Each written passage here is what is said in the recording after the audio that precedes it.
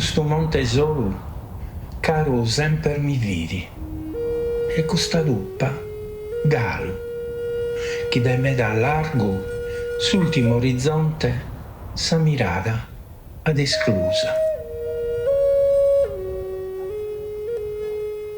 Ma, Zezio, a pompiende infinitos logos ultrabusa, e subrumanos buntos, e quiete meda profunda, cae Deo Dio, che in sabilesa de pensare, finza saccando su goro gosas infinitu.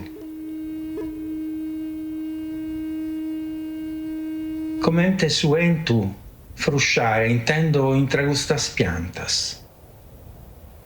Deo, custu muttu infinitu, a custa boghe a simbizzo, e amento sederno, sas stagiones mortas, e cussa viva como, e su sono suo. Gosi, intra custu illimitadu, annega su vesamentu meu,